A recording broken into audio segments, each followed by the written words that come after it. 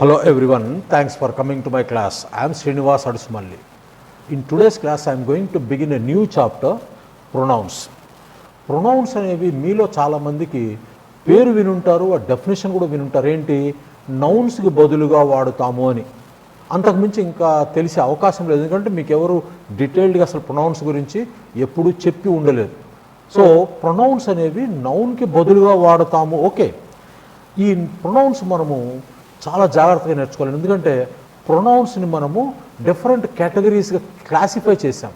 Personal pronouns అని, demonstrative pronouns, interrogative pronouns, reciprocal pronouns, reflexive pronouns, తర్వాత relative pronouns. ఈ విధంగా మనము ప్రొనౌన్స్ని వివిధ కేటగిరీస్గా క్లాసిఫై చేశాం. మీకు ఆల్రెడీ నేను పర్సనల్ ప్రొనౌన్స్ని చాలా డీటెయిల్డ్గా 4 క్లాసెస్లో ఎక్స్ప్లెయిన్ చేశాను. అది ఎంత థరోగా నేర్చుకుంటే మీకు అంత మంచిది. First point. 2, ఈ రోజున మనము డిమాన్స్ట్రేటివ్ ప్రొనౌన్స్ గురించి నేర్చుకుందాం. ఎప్పుడైనా సరే నేర్చుకునేటప్పుడు ముందు మనం నేర్చుకునేటటువంటి టాపిక్ ఏదైతే పేరుందో ఆ పేరులో ఉన్న పదాలకు అర్థాలు తెలుసుకోండి, సగం టాపిక్ వచ్చేస్తుంది మనకి. ఏమిటి డిమాన్స్ట్రేటివ్ ప్రొనౌన్స్ అన్నాను, అదే కదా. సో ఏంటి ఇందులో ప్రొనౌన్ అంటే ఏంటి, మనకు తెలిసిన డెఫినేషను, నౌన్స్కి బదులుగా వాడతాం. బాగుంది. ప్రొనౌన్ అనే పదం యొక్క పార్ట్ ఆఫ్ స్పీచ్ ఏంటి, అది నౌన్. Demonstrative pronouns. ఈ డిమాన్స్ట్రేటివ్ అనేది ఏం చేస్తుంది, ఈ ప్రొనౌన్ని వర్ణిస్తుంది. ఇది ఈ ప్రొనౌన్ ఈ ఎటువంటిదో వర్ణిస్తుంది, నౌన్ని వర్ణిస్తుంది. కాబట్టి డిమాన్స్ట్రేటివ్ అనేది ఏమవుతుంది, అడ్జెక్టివ్ అవుతుంది. సో డిమాన్స్ట్రేటివ్ అనే పదము అడ్జెక్టివ్. సో ఫస్ట్ అక్కడికి అయిపోయింది మనకి. ప్రొనౌన్ అంటేనేమో నౌను, ఈ నౌన్ను వర్ణిస్తుంది కాబట్టి డిమాన్స్ట్రేటివ్ అనేది అడ్జెక్టివ్ అయిపోయింది. డిమాన్స్ట్రేటివ్ అనే పదం ఎక్కడి నుంచి వచ్చింది, డిమాన్స్ట్రేషన్ అనేటటువంటి పదం నుండి వచ్చింది. డిమాన్స్ట్రేషన్ చివర TION ఉంది అంటే అది నౌను. ఏమిటి డిమాన్స్ట్రేషన్ అంటే, మీరు ఎవరైనా మంచి స్కూల్స్ మంచి కాలేజెస్లో చదివి ఉండి మీరు సైన్స్ చదువుకున్నట్టయితే, స్కూల్స్లో అయితే అందరు చదువుతారు, ఆ స్కూల్ కనుక మంచి స్కూల్ అయితే మీకు సైన్స్లో ఉండేటటువంటి ఎక్స్పెరిమెంట్స్ ఉంటాయి కదా. ఆక్సిజన్ ఎలా తయారు, స్కూల్ సంగతి నేను చెప్తుంది.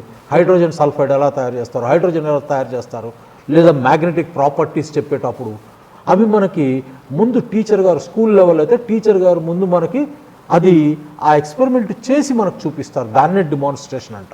అన్ act of showing that something exist by giving proof, లేదా a practical exhibition or explanation of how something works. Oxygen ఎలా తయారు చేస్తాం, దాని ప్రాపర్టీస్ ఏంటి మనకి లేదు, అంత దూరం అక్కర్లేదు. ఒక కుక్కరీ క్లాస్ జరిగిందనుకోండి, ముందు ఆ టీచర్ ఏం చేస్తుంది, ఫలానా రెసిపీ ఎలా వండాలో ఆ వంటని చేసి మనకు చూపిస్తారు. దాన్ని డిమాన్స్ట్రేషన్ అంటాం. ఓకే, కాబట్టి డిమాన్స్ట్రేటివ్ ప్రొనౌన్ అంటే అర్థం ఏంటి, ఈ ప్రొనౌన్ ఎటువంటిదో చెప్తుంది కదా. డిమాన్స్ట్రేషన్ అంటే ఈ పదము మనకి డిమాన్స్ట్రేట్ చేసి చూపిస్తుంది ఈ ప్రొనౌన్ని. అది ఏంటో చూద్దాం. As the name suggest, demonstrative pronouns show some noun already referred to and distinguishing it from others of the same class. So demonstrative pronouns ఏం చేస్తాయంటే, ఇంతకు ముందు ఇచ్చినటువంటి నౌన్ని ఇప్పుడు ఎక్స్ప్లెయిన్ చేస్తున్నాయి. ఆల్రెడీ ఒక నౌన్ని చెప్పాము, ఆ నౌన్ని ఎక్స్ప్లెయిన్ చేస్తాయి. దాన్ని డిమాన్స్ట్రేటివ్ ప్రొనౌన్స్ అంటారు. ఉదాహరణకి ఇక్కడ చాలా ఇళ్ళు ఉన్నాయి, కానీ మేము ఈ ఇంటిలో నివసిస్తున్నాము. ఇక్కడ ఈ ఇంటిని అని ప్రత్యేకంగా చూపించేదే డిమాన్స్ట్రేటివ్ ప్రొనౌన్, గుర్తుపెట్టుకోండి.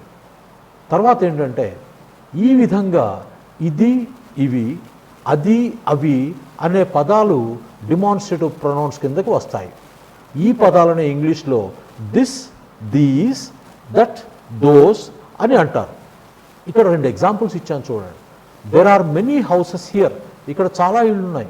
But this is the house we live in, ఇక్కడ చాలా ఇళ్ళు ఉన్నాయి, కానీ ఈ ఇల్లు అయితే ఏదైతే ఉందో ఇందులో మేము నివసిస్తున్నాము. Those are the flowers sent to Ramya by her boss. Those are, ఇక్కడ ఏంటి, ఇక్కడ దిస్ అనేది ఏం చేస్తుందండి, there are many houses here but this is the house. ఇక్కడ ఇచ్చినటువంటి హౌస్ని మళ్ళీ రిఫర్ చేస్తుంది, మళ్ళీ చెప్తుంది, this is the house we live in. అదేవిధంగా those are the flowers sent to Ramya by her boss. ఏంటి ఆ ఫ్లవర్స్ ఏవో చూపిస్తున్నాము, ఆ ఇల్లు ఏంటో చూపిస్తున్నాం, డిమాన్స్ట్రేట్ చేసి చూపిస్తున్నాము. ఇది దిస్ అనేది ఎవరిని రిఫర్ చేస్తుంది? ఇంటిని రిఫర్ చేస్తుంది. Those are the flowers. ఆ ఫ్లవర్స్ని డిమాన్స్ట్రేట్ చేస్తున్నాం. అదిగో ఆ ఫ్లవర్సే రమ్యకి వాళ్ళ బాస్ పంపించింది, ఆ ఫ్లవర్సే అంటే ఆ ఫ్లవర్స్ని మనం డిమాన్స్ట్రేట్ చూపిస్తున్నాము. దాన్ని అందుకనే డిమాన్స్ట్రేటివ్ ప్రొనౌన్స్ అంటారు. Dear students, please be careful. Note that these are the same words, this, these, that, those, which are also known as demonstrative adjectives. కాబట్టి జాగ్రత్తగా ఉండండి. దిస్, దీస్, దట్, దోస్ అవి ఈ 4 పదాలని మనం డిమాన్స్ట్రేటివ్ అడ్జెక్టివ్స్ అని కూడా అంటాం. మరి డిమాన్స్ట్రేటివ్ అడ్జెక్టివ్స్ని డెమాన్స్ట్రేటివ్ ప్రొనౌన్స్ 4 పదాలు, అవి డిమాన్స్ట్రేటివ్ ప్రొనౌన్స్ కిందకు వస్తాయి, డిమాన్స్ట్రేటివ్ అడ్జెక్టివ్స్ కిందకు వస్తాయి. మరి ఎలా కనుక్కోవాలి చూడండి ఇక్కడ. Then how to identify what is what? ఏం చూడాలంటే మీరు, when these words are substitutes for some noun, ఈ పదాలు అయితే ఎప్పుడైతే when these words are substitutes for some noun, substitutes నౌన్కి బదులుగా నౌన్ ప్లేస్లో మనం ఈ పెట్టున్నట్లయితే, ఎటువంటి నౌన్ అది? చెప్పినటువంటి ఎక్స్ప్రెస్ చేసిన నౌన్ అయి ఉండొచ్చు, ఆర్ అండర్స్టూడ్ నౌన్ అక్కడ లేకపోయి ఉండొచ్చు. కానీ ఆ నౌన్ని నువ్వు గనక గమనిస్తే అక్కడ ఉంది. ఇది ఈ డిమాన్స్ట్రేటివ్ అంటే దిస్ కానీ, దట్ కానీ, దోస్ కానీ, దీస్ కానీ, ఇవి ఎక్స్ప్రెస్ చేసిన నౌన్ కానీ, అర్థం చేసుకున్న నౌన్ కానీ సూచిస్తే వాటిని డిమాన్స్ట్రేటివ్ ప్రొనౌన్స్ అనాలి. They are demonstrative pronouns. There are many old books on the table. Table మీద చాలా పాత పుస్తకాలు ఉన్నాయి. But this is the oldest. So table మీద చాలా పాత పుస్తకాలు ఉన్నాయి. But this is the oldest. అన్నిటికంటే పురాతనమైన పుస్తకం ఇది. డిమాన్స్ట్రేట్ చూపిస్తున్న ఉన్నటువంటి పాత పుస్తకాలన్నిటిలో దిస్ ఈజ్ ది ఓల్డెస్ట్. ఇక్కడ దిస్ అంటే ఏంటండి? పుస్తకము, పుస్తకాన్ని రిఫర్ చేస్తున్నా. అక్కడ ఉన్నటువంటి బుక్స్ అనేవి ఉన్నాయి కదా, ఆ బుక్స్లో ఈ పుస్తకాన్ని రిఫర్ చేస్తున్నా నేను. కాబట్టి ఇక్కడ దిస్ అనేది demonstrative pronoun. But this is the oldest. Here, this is used as a substitute for book. Book place lo vaadabadindi. So here, this is a demonstrative pronoun. Ave padalu ganaka. When these words, this, these, that, those, qualify some noun expressed or understood, then they are demonstrative adjectives. ఇందాకేం చెప్పుకున్నాము? ఇవే 4 పదాలు ఒక already refer చేసినటువంటి నౌన్ను, ఆ సెంటెన్స్లో ఉన్న noun అక్కడ లేకపోయినా మనం అర్థం చేసుకొని ఆ నౌన్ గురించి మనం ఆ నౌన్ ప్లేస్లో వీటిని పెడితే అవి డిమాన్స్ట్రేటివ్ ప్రొనౌన్స్. అలా కాకుండా సెంటెన్స్లో ఉన్న నౌన్ని ఎక్స్ప్రెస్ చేసింది అయి ఉండొచ్చు, నువ్వు అర్థం చేసుకున్నది అయి ఉండొచ్చు, వాటి గురించి వర్ణనిస్తే అవి డిమాన్స్ట్రేటివ్ అడ్జెక్టివ్స్. వర్ణన, క్వాలిఫై అంటాం వాటిని. అదే ఇక్కడ రాసింది. When these words this, these, that, those qualify some noun expressed or understood, then they are demonstrative adjectives. చూడండి ఇక్కడ, I have lived in this house my entire life. I have lived in this house my entire life. So నా జీవితం అంతా ఈ ఇంటిలో నివసిస్తున్నాను అనే సెన్స్లో కూడా వస్తుంది. ఐ హ్యావ్ లివ్డ్ అంటే అర్థము ఇప్పటికి కూడా ఇదే ఇంట్లో, ప్రజెంట్ పర్ఫెక్ట్లో ఉంది, ఇప్పటికి కూడా ఇదే ఇంటిలో నివసిస్తున్నాను. సెంటెన్స్ చూడండి, I have lived in this house my entire life అంటే ఏంటి? ఇప్పుడు కూడా నివసిస్తున్నాను, నా జీవితం అంతా ఈ ఇంట్లో నివసించాను అని చెప్పడానికి వాడాం. ఇక్కడ మనకు కావాల్సింది ఏంటంటే దిస్ హౌస్. దిస్ హౌస్ ఏంటి? ఇక్కడ ఈ ఇల్లు, ఇంటిని వర్ణిస్తుంది ఈ పదము. ఇంటిని వర్ణిస్తుంది కాబట్టి ఇక్కడ ఈ ఇల్లు ఇంటిని వర్ణిస్తుంది కాబట్టి ఇది ఇక్కడ demonstrative adjective. Here the word this qualifies the noun house. So here the word this is a demonstrative adjective. అర్థమైందా? ఒకవేళ అర్థం కాకపోయినా ఒకటి గుర్తుపెట్టుకోండి, అడ్జెక్టివ్స్ ఎక్కడ వస్తాయండి? నౌన్ని వర్ణిస్తూ నౌన్ ముందు వస్తాయి కదా.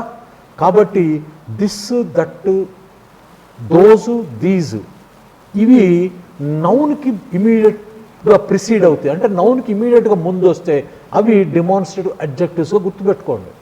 నౌన్కి ముందు వస్తుంది అంటే నౌన్ను వర్ణిస్తుంది అని అర్థం. ఈ 4 పదాలు నౌన్కి జస్ట్ ముందు వచ్చేస్తాయి, అవి డిమాన్స్ట్రేటివ్ అడ్జెక్టివ్స్. అదొకటి గుర్తుపెట్టుకోండి. We will learn demonstrative adjectives in a later chapter. ఏ విధంగా అయితే మనము ప్రొనౌన్స్లో కూడా చాలా క్లాసిఫికేషన్ ఉందో, చాలా విధాలుగా మనం వర్గీకరించామో, అడ్జెక్టివ్స్ని కూడా అలా వర్గీకరించామో, అడ్జెక్టివ్స్ క్లాస్ చెప్పుకునేటప్పుడు మనం వీటి గురించి మాట్లాడుకుందాం. This and that are usually use to refer to things. గుర్తుపెట్టుకోండి, this and that are usually అంటున్నాం ఇక్కడ. ఈ పదాలు చాలా ముఖ్యమండి. This and that are usually use to refer to things. Usually అంటే అర్థం ఏంటి అంటే సింపుల్ ప్రెజెంట్ టెన్స్లో నేను యాడ్వర్బ్స్ ఆఫ్ ఫ్రీక్వెన్సీ గురించి చెప్పాను. యూజువల్లీ అనేది 95% టైమ్స్ అది కరెక్ట్ అవుతుంది, అది 95% టైమ్స్ అది అంత ఫ్రీక్వెంట్గా ఉంటుంది అని అర్థం. యాడ్వర్బ్స్ ఆఫ్ ఫ్రీక్వెన్సీ కదా. ఇక్కడ ఏం చెప్తున్నాము, this and that are usually use to refer to things అంటే ఏదైనా వస్తువుల గురించి చెప్పేటప్పుడు 95% అంటే దిస్ అండ్ దట్ అనేది 95% అన్నిసార్లు 95% సార్లు అవి వస్తువుల్ని రిఫర్ చేస్తాయి. అంటే ఏంటి, 100% చేయవనే కదా. ఏం చేయవు చూడండి. These two words are use to substitute both singular countable and uncountable nouns. ఇక్కడ యాక్చువల్గా సింగులర్ కౌంటబుల్ అని కూడా రాయని అవసరం లేదు.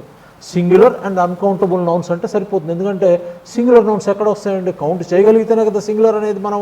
కాబట్టి ఇక్కడ కౌంటబుల్ అక్కర్లేదు, మీరు కన్ఫ్యూజ్ కాకుండా ఉండటం కోసం రాశాను ఇక్కడ. సో ఇక్కడ విషయం ఏంటి ఇంతకీ, this and that are usually use to refer to things. గుర్తుపెట్టుకోండి, usually use to refer to things అంటే 95% సార్లు దిస్ అండ్ దట్ అనేది వస్తువులను గురించి చెప్పేటప్పుడు, డిమాన్స్ట్రేట్ చేసేటప్పుడు వాడతాము. These two words are use to substitute both singular countable and uncountable nouns. This that అనేది నౌన్స్ గురించి చెప్తున్నాం కదా, వస్తువుల గురించి చెప్తున్నాం. ఎటువంటి వస్తువులు అవి? అవి సింగులర్ నౌన్స్ అన్న అయి ఉండొచ్చు, అంటే సింగులర్ కౌంటబుల్ నౌన్స్ అన్న అయి ఉండొచ్చు, లేదంటే అన్కౌంటబుల్ నౌన్స్ అయినా అయి ఉండొచ్చు. అది గుర్తుపెట్టుకోండి. ఎగ్జాంపుల్స్ ఇచ్చాను చూడండి.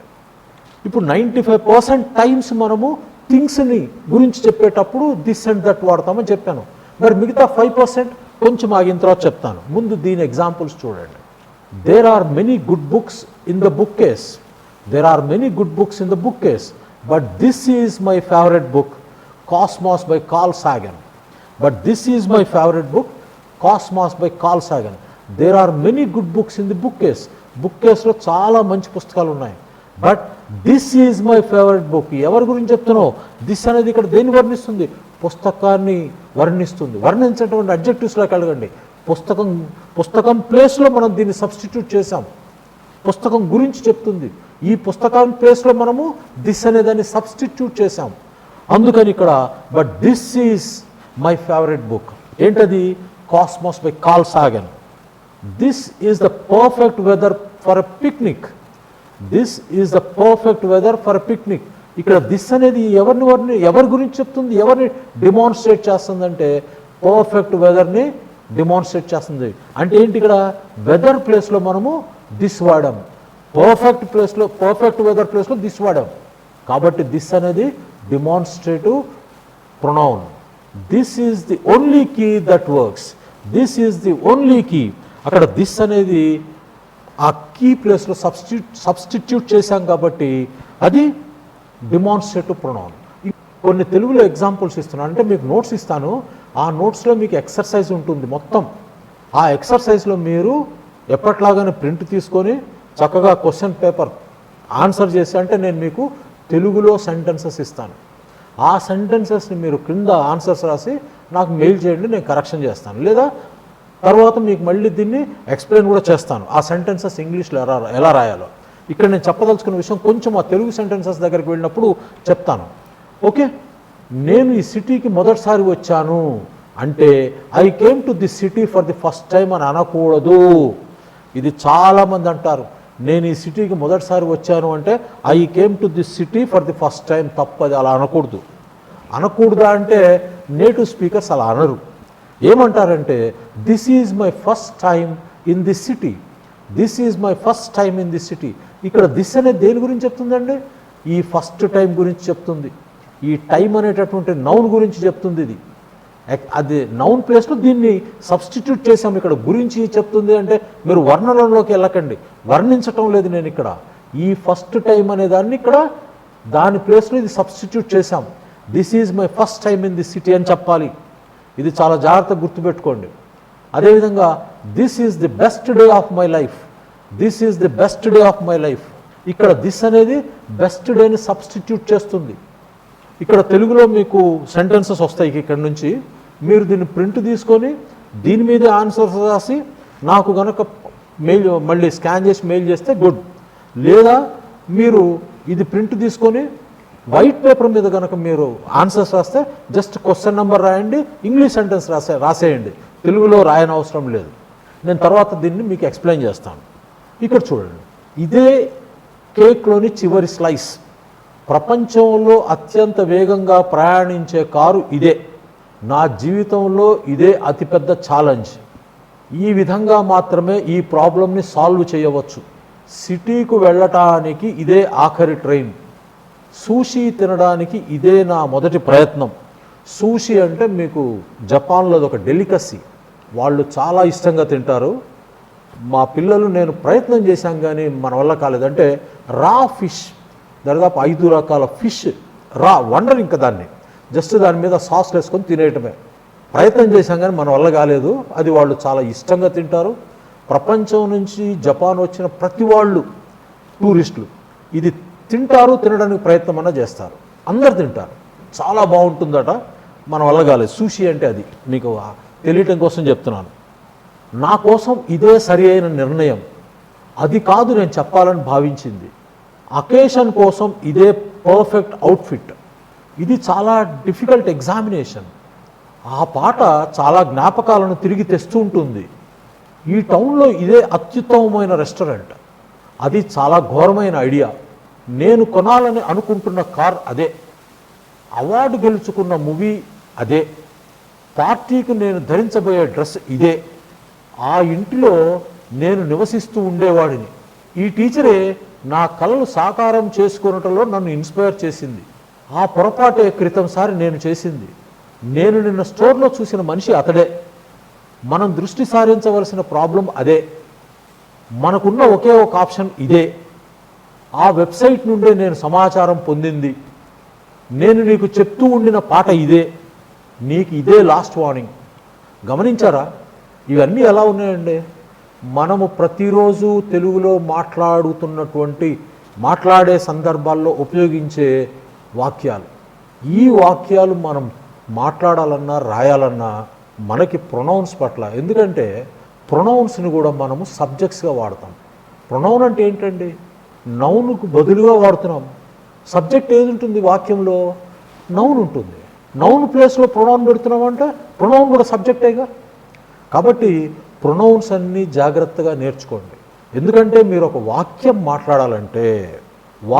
మాట్లాడాలంటే మీకు ముందు సబ్జెక్ట్ ప్లేస్ చేయాలి, వర్బ్ ప్లేస్ చేయాలి, తర్వాత ఎక్స్ట్రా ఇన్ఫర్మేషన్ ప్లేస్ చేయాలి. సో సబ్జెక్ట్ ప్లేస్లో నౌన్స్ పెట్టాలి, నౌన్స్ ప్లేస్ చేయాలి. నౌన్స్ గురించి మనం చదివేసుకున్నాం చక్కగా. నౌన్స్ గురించి డీటెయిల్డ్గా ఎక్స్ప్లెయిన్ చేశాను. నెక్స్ట్ ఇప్పుడు ప్రొనౌన్స్ కూడా అంతే జాగ్రత్తగా నేర్చుకోండి. ఇవన్నీ మనము దైనందిన జీవితంలో వాడేటటువంటి వాక్యాలు. నేను నీకు చెప్తూ ఉండిన పాట అదే, ఇదే నీకు లాస్ట్ వార్నింగ్. ఏమండి? తర్వాత ఆ పొరపాటే క్రితంసారి నేను చేసింది, నేను నిన్న స్టోర్లో చూసిన మనిషి అతడే, మనం దృష్టి సారించవలసిన ప్రాబ్లం అదే. ఈ విధంగా మనము దైనందిన జీవితంలో వాడే వాక్యాలన్నీ ఇక్కడ రాశాను.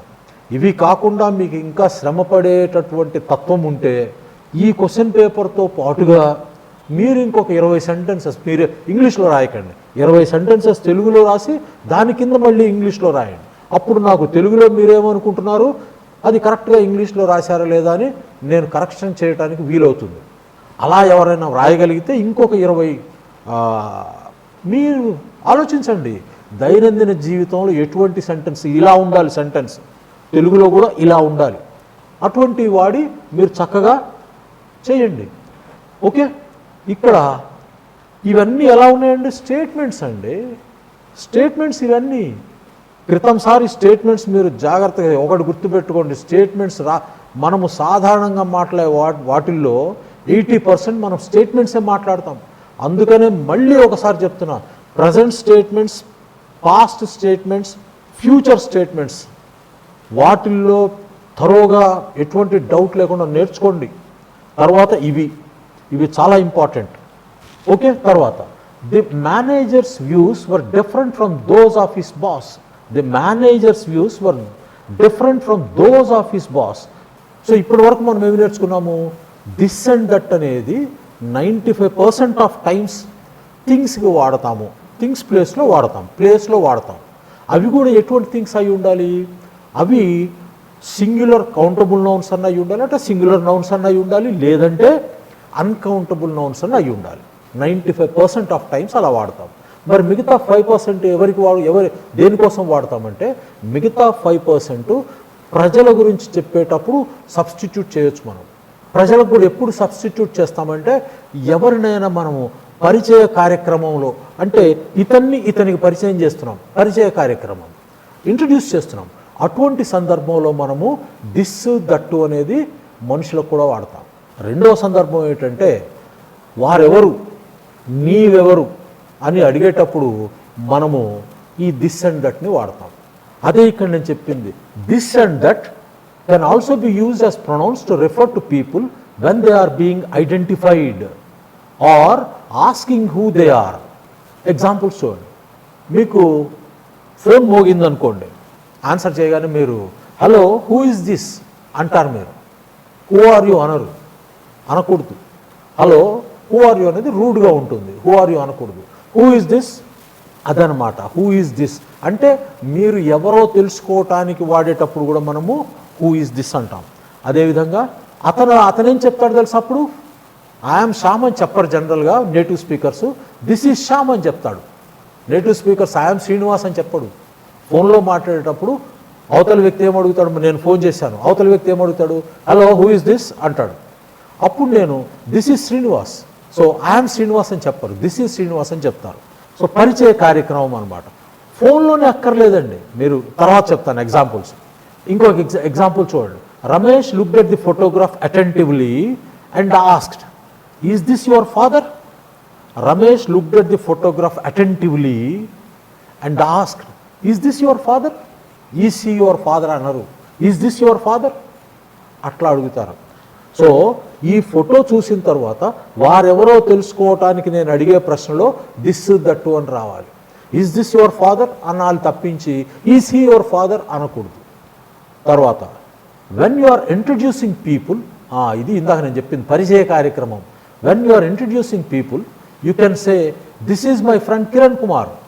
సో మనం ఇద్దరము ఇక్కడ మాట్లాడుకుంటున్నాము, ఇంకో ఫ్రెండ్ వచ్చాడు, లేకపోతే మేము ఇద్దరం మాట్లాడుకుంటున్నాము, నీవు వచ్చావు, మన ఇద్దరం ఫ్రెండ్స్, ఇతను ఎవరో నీకు తెలియదు. సో ఇప్పుడు నేను చెప్తాను, నీకు ఇంట్రడ్యూస్ చేస్తున్నా, నీతో చెప్తున్నా, this is my friend Kiran Kumar, this is my friend Kiran Kumar. So this is my friend అంటాం, వస్తువు కాదు ఇక్కడ మనిషి. పరిచయ కార్యక్రమంలో ఇంట్రడక్షన్ సెరమనీ అన్నాం కదా, ఈ పరిచయ కార్యక్రమంలో మనుషులకి దిస్ అనే వాడతారు. You can also introduce more than one person. This is mister and Mrs Karthik, this is mister and Mrs Karthik. అదేవిధంగా this is my friend Alex, ఇక్కడ ఒక కామా రావాలి. Okay, that is the new employee Rita, అక్కడ ఆమె పనిచేసుకుంటుంది. So నేను మీకు చెప్తున్నా, that is the new employee Rita. This that వాడుతున్నాం మనుషులకు కూడా. This is doctor Joseph, I have been seeing, this is doctor Joseph, I have been seeing. I have been seeing అంటే అర్థం ఇక్కడ ఆయన దగ్గర నేను ట్రీట్మెంట్ తీసుకుంటున్నాను అని అర్థం, అంతేగాని అలా చూస్తూ కూర్చోవటం కాదు ఇక్కడ సెంటెన్స్కి అర్థం. ఐ హ్యావ్ బీన్ సీయింగ్ అంటే ఇక్కడ అర్థము ఆయన దగ్గర నేను ట్రీట్మెంట్ తీసుకుంటున్నాను అని. This is the doctor Joseph, I have been seeing. This is Kumar, I met at the conference. This is Kumar, I met at the conference. That is my teacher, Mrs Johnson. That is the CEO of the company, Mr Sundar. This is Mr. Rakesh, I was telling you about. This is Mr. Rakesh, I was telling you about. నేను నీకు చెప్తున్నానే, ఈయనే ఆ రాకేష్ అంటే. This is mister Rakesh, I was telling you about. నీకు ఎవరి గురించి, రాకేష్ గురించి చెప్తున్నాను కదా, ఆయన అని చెప్పడానికి this is mister Rakesh, I was telling you about. This is Soumya, who starred in the movie Noble Minds. నోబుల్ మైండ్స్లో యాక్ట్ చేసిందే ఈవిడే, ఈ సౌమ్యనే. This is mister Chandrabose who won the award. So ఈయనే అవార్డు గెలుచుకున్నది. This is mister Benedict who donated a lot of money to charity. This is mister Benedict who donated a lot of money to charity. This is Radhika who saved my life. This is Radhika who saved my life. This is Khadar who fixed my car. So car చెడిపోతే బాగు చేసింది, నా car చెడిపోతే బాగు చేసింది ఎవరైనా అంటే Khader. This is Khader who fixed my car. అర్థమైంది కదా. సో దిస్ దట్టు అనేది మనము 95% టైమ్స్ వస్తువులకు వాడతాం, అవి కూడా సింగులర్ నౌన్స్కి లేదా అన్కౌంటబుల్ నౌన్స్కి. ఆ మిగతా 5% ప్రజలకు వాడతాము. ఏ సందర్భంలో? ప్రజల గురించి ఇంట్రడ్యూస్ చేసేటప్పుడు కానీ, ప్రజల గురించి నువ్వు తెలుసుకోవటానికి అడిగిన ప్రశ్నలో కానీ, ప్రజలు వాళ్ళెవరో చెప్పుకున్న సందర్భంలో కానీ, అటువంటి సందర్భాల్లో మనము దిస్ దట్టు వాడతాం. ఇప్పుడు ఇక మనకు మిగిలింది ఏంటి? These those. వాటి సంగతి ఏంటో చూద్దాం. These and those are used as pronouns instead of plural countable nouns. Plural nouns అంటే చాలండి, కౌంటబుల్ నౌన్స్ అనవసరం లేదు. They are most often used to refer to things although they can be used to refer to people. ఇక్కడ రాశాను చూడండి. ఇది మళ్ళీ often అనేది adverb of frequency. Most often చాలా ఎక్కువ సందర్భాల్లో used to refer to things. These those కూడా మనము థింగ్స్కే వాడతాం మోస్ట్ ఆఫెన్. ఇక్కడ కూడా యూజువల్లీనే. Although they can be used to refer to people. Same అక్కడలాగానే ఇక్కడ కూడా చాలా తక్కువ పర్సెంటేజ్ ప్రజలకు వాడతాం. చూడండి. Holding a basket of fruits, Kishore said to his wife, I brought you these. Holding a basket of fruits. Kishore తన భార్యతో చెప్తున్నాడు, ఐ బ్రాట్ యూ దీస్. అంటే ఇక్కడ దీస్ అంటే ఏంటి? దీస్ అనేది ఎవరిని సబ్స్టిట్యూట్ చేస్తుంది? వర్ణిస్తుందా? సబ్స్టిట్యూట్ చేస్తుందా? I brought you these. These అనేవి ఏంటివి? ఫ్రూట్స్. కాబట్టి ఫ్రూట్స్ ప్లేస్లో దీస్ అనేటటువంటి డిమాన్స్ట్రేటివ్ ప్రొనౌన్ వాడడం జరిగింది. I brought you these. అర్థమైందా? ఈ ప్రొనౌన్స్ అనేవి ఎలా అయితే నౌన్స్ మనము సబ్జెక్ట్స్గా వాడతాము, ఆబ్జెక్ట్స్గా వాడతాము, అదేవిధంగా ఇక్కడ ఐ బ్రాట్ యూ దీస్ ఇక్కడ ఆబ్జెక్ట్గా వాడడం జరిగింది. నెక్స్ట్ ఇంకో ఎగ్జాంపుల్ చూడండి. Vitamins and mineral supplements are essential to those who are over 50 years. Vitamins and mineral supplements are essential to those who are over 50 years. In addition, those are inexpensive. 50 years దాటిన వాళ్ళకి ప్రతిరోజు vitamins and mineral supplements చాలా అవసరము. దానికి తోడుగా అవి చాలా inexpensive, అవి చాలా చీప్గా దొరుకుతాయి. కాబట్టి అందరూ వేసుకోవాలి. తర్వాత ఇందాక అట్లాగానే ఇక్కడ కూడా మీకు తెలుగులో సెంటెన్సెస్ ఇస్తున్నాను, వీటిని ఇంగ్లీష్లో రాసి నాకు అదే సేమ్ క్వశ్చన్ సేమ్ పేపర్లోనే ఇవి కూడా ఆన్సర్ చేయండి. వీటి కింద మళ్ళీ మీరు సొంతంగా ఏమైనా రాయగలిగితే తెలుగులో రాసి వాటిని ఇంగ్లీష్లో కూడా రాయండి. ఇంకొక 20 సెంటెన్సులు రాయడానికి ప్రయత్నం చేయండి. ఈ పుస్తకాలే నేను లైబ్రరీ నుండి బారో చేసింది. ఆ షూసే నిన్న నేను కొనాలని అనుకున్నది. క్రితం వారం మేము పనిలోకి తీసుకున్న ఉద్యోగస్తులు వీరే. కొత్త కంప్యూటర్స్తో మేము రిప్లేస్ చేసిన పాత కంప్యూటర్స్ అవే. క్రితంసారి సెలవులకు వెళ్ళినప్పుడు తీసిన ఫోటోలు అవే. రైతు మార్కెట్ నుండి నేను కొన్న ఫ్రూట్స్ అవే. నేను పేపర్ కట్ చేయడానికి వాడిన కత్తెర అదే. అదే పార్టీ కోసం మా ఫ్రెండ్ చేసిన కప్ కేక్స్ అవే. ఈరోజు ఉదయం నేను మా తోటలో కోసిన కూరగాయలు అవే. నేను యూరప్ ట్రిప్లో వేసుకున్న క్లోత్స్ ఇవే. పార్టీ కోసం నేను బేక్ చేసిన కుకీస్ ఇవే. నాకు టేబుల్ పైన దొరికిన తాళాలు ఇవే. నేను సోవనీర్స్గా కొన్నటువంటి హ్యాట్స్ ఇవే. సోవనీర్ అంటే మనం ఏదైనా కొత్త ప్రదేశం, ఈ దేశంలో కానీ వేరే దేశంలో కానీ వెళ్ళినప్పుడు something which you buy or keep to remind you of a holiday place or event.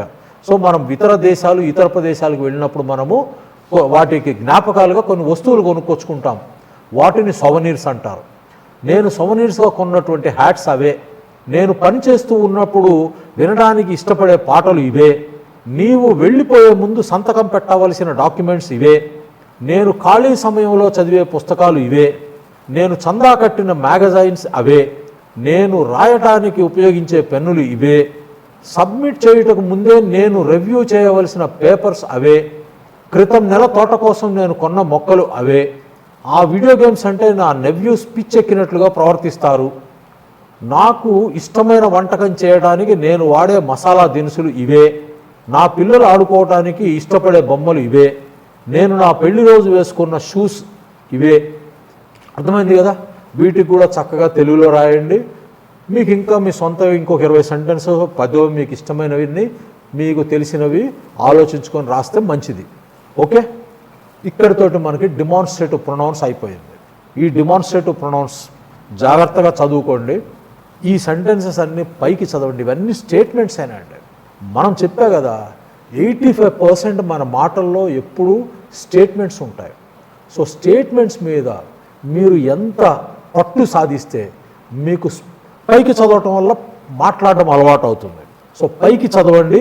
ఈ స్టేట్మెంట్స్ ఎంత బాగా ప్రాక్టీస్ చేస్తే మీరు అంత బాగా మాట్లాడగలరు. అర్థమైందా? ఓకే, నెక్స్ట్ క్లాస్లో కలుద్దాము. క్లాస్ ఎలా ఉందో కామెంట్స్లో రాయండి. అప్పటి వరకు టేక్ కేర్. Bye bye.